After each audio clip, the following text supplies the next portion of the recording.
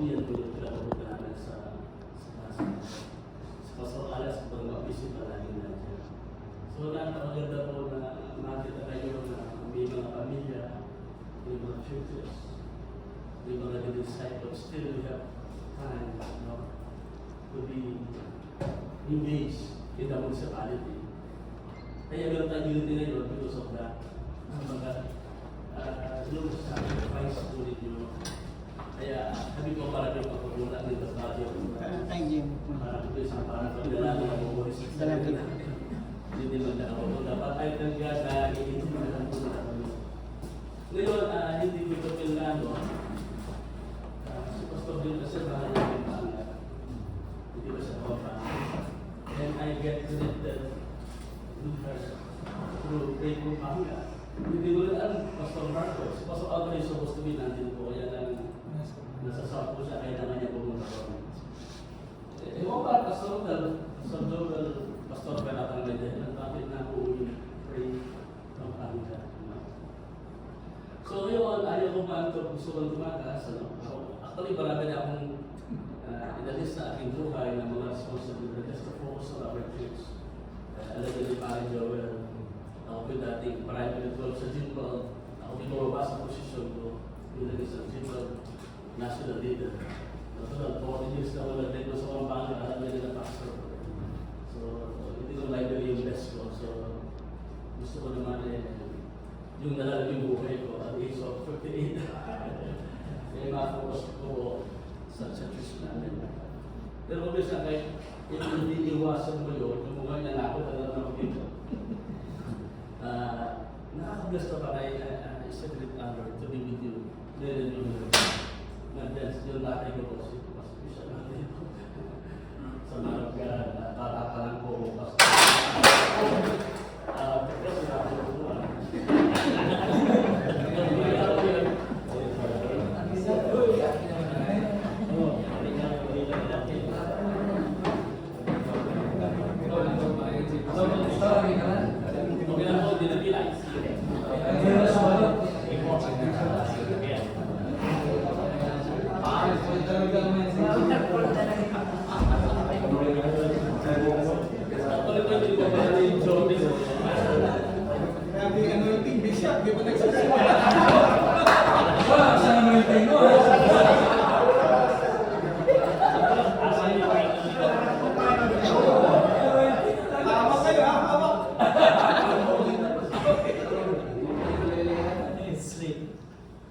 salamat po yung direkto sa tanong. Okay po. Saan ba ako naroon? Nanda po, hindi po madali yung nag-order ka po ako at the use of easy tapos 1983. Sa puso ko maraming strike na din po because I was a press out. I want to become a lawyer.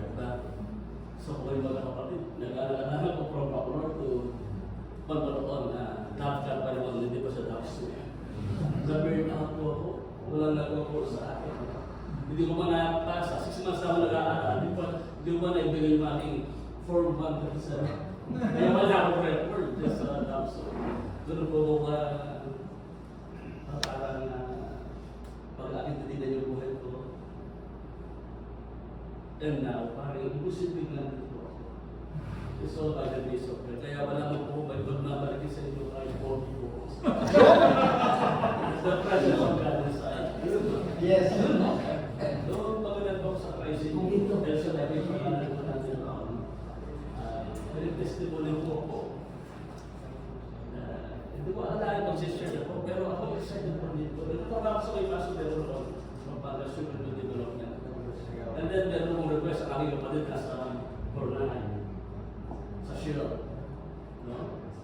And then, siguro yung divine connection napakahalaga na nasa tamang spot tayo. Wala ka sa dead spot. In other words, dapat nakakonek ka.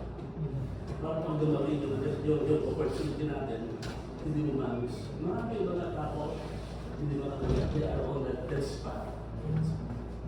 Now, the best place to be is in the presence of God. So I should do it na kahit bisan ayaw magtrabaho, pupunta sa church. Nalalas naman ako, wala rin pa naman may siya pangsun. Sabi niya, tapos kang pastor, sabi ko. Ako, pinaiya ko yung boses ko. Ayaw ko pa rin eh. Then, gusto mo pastor, sabi niya, ano po, sabi ko, gusto. During that time, nandun pa sila, Pastor Chan, si Ding David, na nasa Florida naman yun. Nagtataka ko sa kanila, kung paano. That night, ay pinagkita naman ni Bishop, guest natin si Bishop, guest natin niya, pinagkilala niya ako. Sa dami namin, hindi namin Bishop, pastor sabi niya. Ito po mga pastor, tamang-tama noon, opening ng Bible School, ng semester na naman. Ang nangyari po, ang tanong sa akin ni Bishop, yes, pastor naman, grabe ka ba ng high school? Ano mo, ang isang kinatakutan natin yung ating educational attainment, di ba? Yung ating narating sa buhay. Pag ikaw ay isang drop out of the school ka, parang wala kang future. Parang wala kang pag-asa. Kung sa akin, hindi ko okay with a broken hearted na in despair. Ako po yun, hindi ko sa pag-ibig. Yung parang yung tuwari ko, parang wala akong pag-asa. Sabi ni Bishop, hindi ka pwede. Bishop, yes ka nila kaya. So, iyan po ako. Hindi ka rin sa mga nakuha yung yuwa, si Alice, sila Pastor Phil. Hindi kaya mo lang sabi nila. Umuwi ako, umiiyak. Kaya mo nga yung calling ko sa gusto ko ma-equip. Gusto ko ma-develop yung calling ko po. So, sabi ni Bishop, dapat graduate ka ng high school. Ito mga kasama ko, hinila ako. Sabi niya, naniniluan na kami sa'yo. Mag-error ka sa atin. Hindi na pwede ay qualified. So, ginawa, dinilas ng luloob ko, bahala na po, kaya ng bahala. Sabi ko, sige po, sumama ako. Nag-error ako. Ay, buloon nasa online nun eh. Senior na tayo kami, first year. Nandun namin si Pastor Joy. Naman po yung nakapag-error na. Nagkaroon po yung diagnostic test, parang entrance examination. Wala ko paano magpasa. And then pinatawag ko ni Bishop, yes, out of us, sa ilang kami, naging kami 20 ata mo. Pinatawag sa office. Sabi niya, ang unang word na lumabas sa kanya, ginagalan mo yung pagkatawag ng Diyos. Lumakas ang loob ko. Sabi niya, tatagapin kita sa Bible School. Sabi niya, pag pumasa ka, sabi niya, dalawang diploma, IBI sa IBS. Pag hindi, sabi niya, certificate of attendance na. Hindi ko sa awa ng Diyos, nung paano ko basta. Doon ko nakapasa. Kaya, nagkaroon ng confidence. Yun po ang isang journey ng buhay ko. Dahil ito yung kakalagaan ng nasa tapo spot siya. Yun yung mga taong magsasabi sila kung sino ka. Sabi ni Bishop po, minsan, niyakap ng ganito sa akin, alam mo, sabi niya, ang interpret ko. Ingatan mo ang sarili mo sa pera sa kanya. Asa ka sa pride. Hindi niya binigay mo ba? Hindi niya pinatakas sa akin. Pero sa kapay nito natin.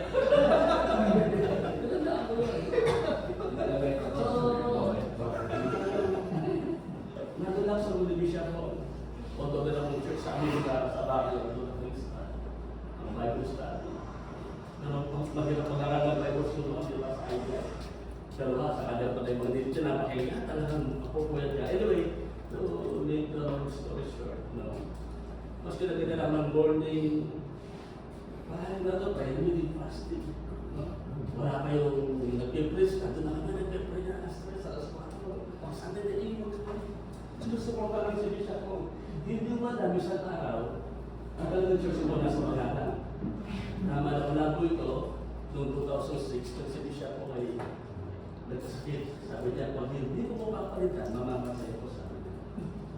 So, nag-start ako na mas-start ko rin pagkasama dyan. Siyam lang po kami. Ngayon ba yung 1,000 yung mga church po sa school. Ako po isang drop-out, pero president din ng dalawang eskwela.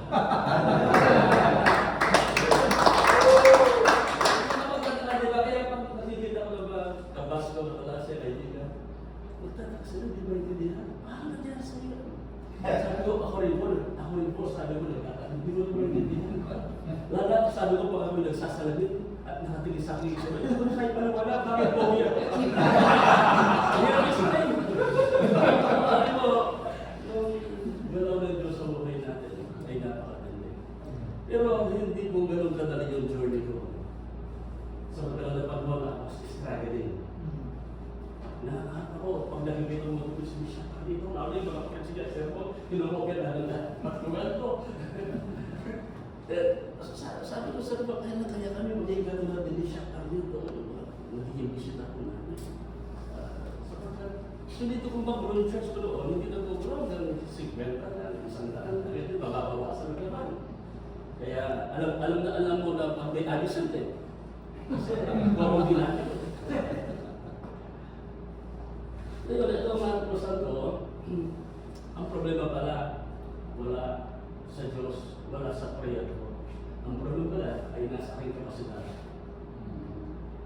Halimbawa, sabi ni Jesus Christ, the harvest is plentiful, but the laborers are few. In other words, dapat yung aking capacity mo increase. Halimbawa, sa church natin, biglang darating yung 1,000. Nagbibigay na revival. Dumating yung 1,000, saan mo dadating? Kasi na, naman problema ko sa parking. So, minsan, walang problema po sa prayer natin. Walang problema sa kaluluwa nandiyan. Sabi ni Jesus, the harvest is many souls. There are many souls. But the problem is leadership capacity. So, ito ang nakita ko, kailangan mo i-develop ang aking sarili. Nag-grow ko sa kagisipan. Now, 2002, bumisit na sa aking Pastor Anthony. Nag-grow kami. Galing siya ng London. Yun ang sinabi sa akin, Pastor Alvin, sabi niya, there's something wrong in your mindset, in your mentality. Can I pray for you? I pray for you. At may nangyari sa isip ko, may mga limitation sa aking mind, parang natanggal. Nangarap ako. At bagong pananaw ko sa pagiging pastor. At ito yung nangyari. Nag-grow na kami. Yung bahay namin, dati sa garahe lang kami. Nasichuchura hanggang sa daan ng ibang katao. And then naisip ko, ipa-aircon yung church namin. Excited po kami. Bumili kami ng apat. Walang makakain ng aircon yung window time. Noong gabi yung creativity namin, hindi na inagal na. Bakit naka-jacket po kami lahat? Kasi, first time po namin big church na naka-aircon. Sinindi ko yung sinindi ko namin yung aircon. Hindi namin gumayon. Hindi naman natin, kami siya. Siniyak namin yung yung mga pasok, wala nang 220. 160, 170. Dumagang ka. So, kasi kami solusyon, bibigil kami sa sariling transformer. Bumili kami na namin sa sariling transformer, mahal. Tinalagay po namin. Nag-jacket po kami ulit. In-explain namin na nalagay na. Then, dumating na po yung dalawa yan, hindi namin lubig. Pinawisan po kami ulit. Ang problema pala, wala sa transformer. Wala din sa aircon. Ang problema pala, yung aming nawawasan nila. Yung capacity na dapat pumasok, nalilimitahan sapagat yung aming nawawasan ay hindi nakmasa size. So ako minsan pero gusto gawin ang sa akin. Ang dami ang kaluluwa sa mundo. Ang dami souls. But the problem is our capacity. Yun ang kaya. Hindi natin ma-contain. Kaya ang kailangan mag-rewas sa ating isip. Kaya ano case pa ito? Yung Philippians 2:5. Ang hirap i-develop. Kailangan ako i-develop. Sabi ko, kung ang church na ito sa Panginoon, sabi ko, nag-kilibisyo mo sa mga harap ka ito. Pero bago sa Lord sa akin, doon sa aming prayer model. Ito ang problema natin. Nasa church tayo, nagpapasok ka, pero hindi ka rin nagwala kung sino natin. Nagpatay din mo nun. Nagpatay ng punto na sino. Pero ano ba natin? Ano wala sa isugo? Bisa nakadebate, meron kong nakadebate. Nakadebate. Baka alam mo, pastor, sabi ng iglesia, sugo ko ba? Oo, sugo ko. Saan mo binaka ako? Kung isa ka maatas tayo, parang si Tito nila ang appointed. Malang sa lang yan. Luto ko yung ito ang problema ko sa akin nila. Luto ko. ang anointing sa buhay mo, hindi mag-flow. Sa bawat isip mo, hindi mag-flow. Kung ako, hindi ka talaga. Kaya sabi sa Facebook, because to that is my way. In other words, I must develop the mind of Christ. Kung ano, just take of Jesus Christ, dapat kung paano ipapalakad ni Jesus ang Diyos. Hindi. Dapat talagang ipapalakad. In other words, kung ano initis ang Jesus, isa pa ni Jesus dapat. Kaya nga, hindi ba ako yung church ko? Sorry po, dito church. Church, sorry, kaya pa. Kung I function and I operate in about myself. So I cannot sabi natin, exceed the expectation of God. If I operate in about updated mentality. Kung isa na gusto kong download mo, isang isip natin kung na parang computer hindi. Kung ang yung software, motherboard, software, hindi updated, old version. Yung mga matataas na mga version na yun, na mga apps, hindi sila nalilita. Hindi mabafunction. So, napakahalaga, nagsabi sa mga bago. Yung mahalaga yung pray. Mahalaga yung pagiging humble. Kaya yung mga pagiging humble, kaya di ba ba? Yan lang ito lang yung ating pinagmang natin. Di ba ba? Ang problema pala, I don't have the mind of Christ. Sa lilang desisyon, discarded ang aking ginagawa. Philippians chapter 2 verse 5, ang verse 11, tinutulutuan yung mind of Christ. At ang result ng mind of Christ ay pinatakas siya. Ayaw takot tayo sa word na to be great. Sa mga padhali, hindi takot. Pero ano ba? Business ng Diyos to make His people great. But we have problem. Hindi yan na-comprehend ng ating mind because of falsehood. Ako great. Di ba may nangyari maganda? Hindi ako yan. Si Lord ang kumanta, hindi ako kumanta. Di ba? That's falsehood. Hindi tinatawag isang ministry, ang isang hindi, kung walang man of God. Tignan niyo sabi nila kay Abraham, I will make your name great. But most of us, hindi tayo ganoon mag-isip. Alam mo, may pinag-pray ka, bumalik ka na sasabihin mo, hindi ako nagpagaling si Lord. Pero sa totoo lang, hindi kakagalingan, hindi pinag-pray. Kaya kami sa natin, isip pag tayo bumili sa mga may sakit, Lord, pagalingin mo siya. Lord, kung magsasalit ka lang sila, sasabihin sa'yo, baka na ako na naman. Sino bang pinagyan ng utos ng Panginoon na magpagaling? Tayo. Pero minsan, sino nga rin inuutusan na magpagaling? Si Jesus. Lord, pagalingin mo siya, magpag-usap ka. Kaya kami sa may mga problema sa church, hindi nasosolve kasi dinadala sa prayer. Hindi ba sa mag-pray? Pero may mga times, sabi ni Jesus Christ, what you bind on earth will be bound in heaven. What you lose on earth will be loose in heaven. Nakakita ko ito, dapat pala I take responsibility. Yeah. Yes, mahalaga ito para sa mga pinakikilos ako. Kaya sabi ko sa mga pastors leaders, sabi ko, gagawin natin yung hindi ginagawa ng iba. So yung bring testimony, it's all by the grace of God, siyempre, ito yung progress task. Pero nakita ko nito, dapat alam natin kung sino tayo. Pakita ng mga kapatid mo, before Judas steps about that. Pero bago sila. Bago sila. Sabi ko sa kanya, ikaw siya. Diba? Christ ambassador. You are anointed, highly favored. More than conqueror. Light of the world. Nasa atin ang lahat. See the good place in the heavenlies. So, doon na. Hindi mo ba? Kaya rin nasasabi mo, maganda ako lalaki. Pogi ako. Ano yun? Nagpapagod mo po. Lahat tinatingnan mo yung mga references and church. Hindi sila pagpalit at kami. Kasi kung yung mga pero yung nagtitigil. Thunderstorm. Umuulan. Nalakas na namin yung tubig. Sabi mo, paano mag-pipis ito? Na-revile na ako kasi hindi yung first experience ko eh. Na-stress na naman ako.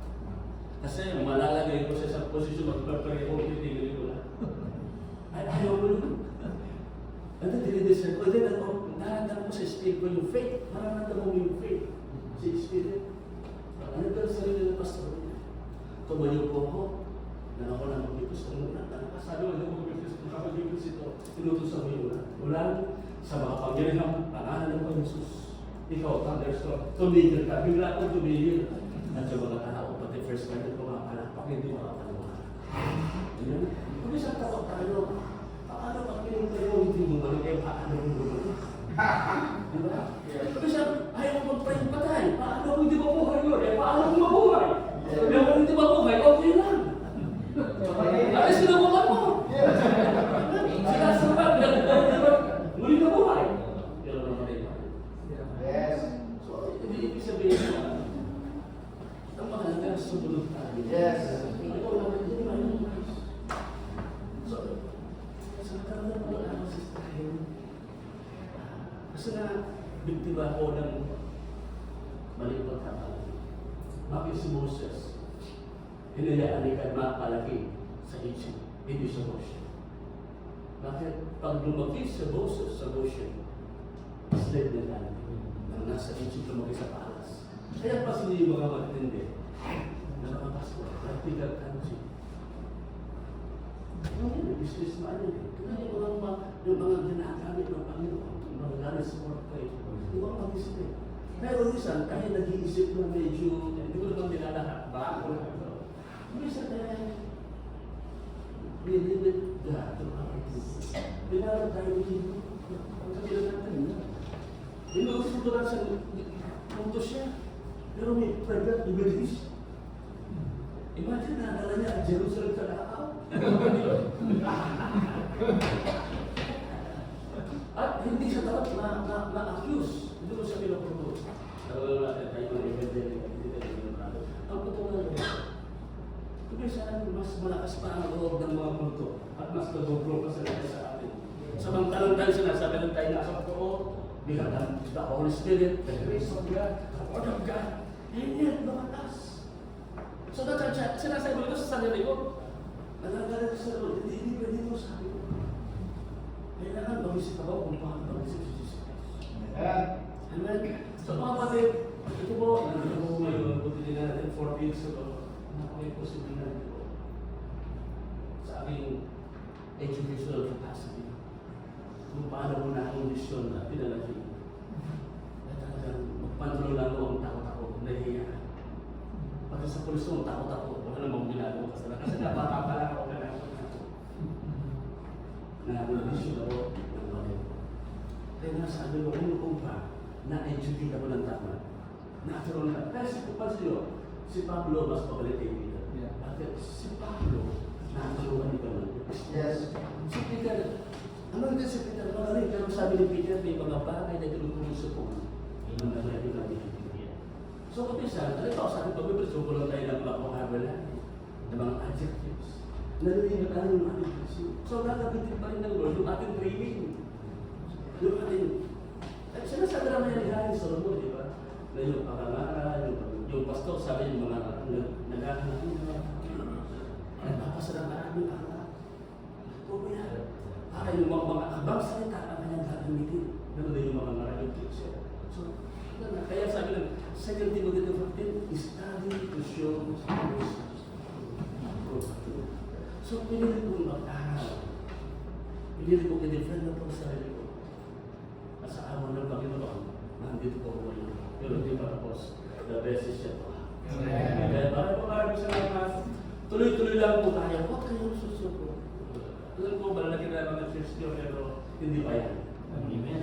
Alam so, nakita ko parang yung sa Genesis chapter 5, yung chapter 4, yung babaeng balot na iwala ng utang, wala siyang pambayad. Ano, nasa iyo, sabi ni Elisha. Lamis sabi ka. Ito ginawa, magkaroon ka ng marami talaga. Ang nakita ko doon, multiply your community, develop leaders. Huwag lang tayo dapat ang manok ka sa teachers. Kaya sabi nung in-encourage ko ng bisya ko, di ba sortes ka din? In-encourage na ako. Tinanggap ako sa Bible school. Isa pala akong vessel na pwede na ginagawa. Gusto natin lalo mag-multiply na bago, Increase your anointing. How? Multiply leaders. Develop leaders. Amen. Disciple tayo. I-encourage natin ang ating mga members at seniors. At i-duplicate natin ang ating mga sarili. Imitate, sabi ni Paul, nasa imitate Christ. So yun po, ang dami mga anti-vessel, nandiyan ang imitate. Walang problema sa harvest. Ang dami. Ang kailangan natin, latihan natin ang ating leadership capacity. So ito po yung ginawa ng Lord sa buhay natin. And I don't care kung sino man ang senior pastor sa Presidio. Ang mahalaga mga kapatid. Hindi siya ganito nga. Si Pastor Bilbat, ang senior pastor sa Presidio, si Pastor Reverend Pastor. Hindi alam kung sino. Yung maganda yun, hindi sabihin, lahat kami ang leader. Nalilito ang kaaway kung sino kita. Kung sino tumayo, kung sino makita, ang mahalaga mag-advance yung kita ko. Mag-advance. Para sa pribong pagka, kasi siguro walang pangalan di ba? Hindi daw siya. So, mahalaga ang pangkala kay God bless at magsama-sama.